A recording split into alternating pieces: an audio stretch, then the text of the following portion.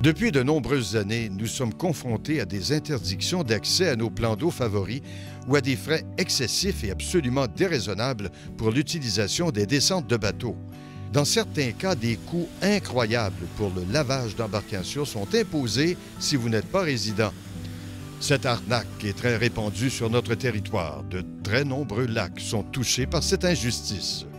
Pourtant, ces mesures discriminatoires envers la majorité des Québécois, imposées de façon unilatérale par des municipalités riveraines, vont à l'encontre de la politique de l'eau qui a été adoptée par le ministère de l'Environnement du gouvernement du Québec en 2002.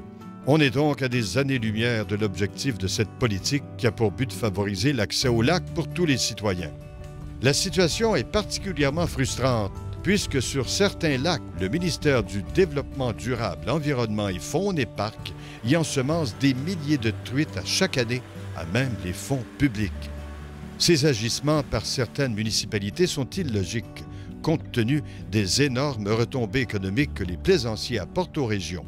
Les hôteliers, dépanneurs et vendeurs d'essence du coin ressentent beaucoup l'effet de ces mesures draconiennes. Leur principal objectif est clair. Malgré la désinformation qui est véhiculée sous de faux prétextes comme la pollution, la moule zébrée ou la quiétude des résidents, c'est la privatisation secrète d'un plan d'eau public, tout en ayant quand même droit aux subventions avec l'argent des payeurs de taxes.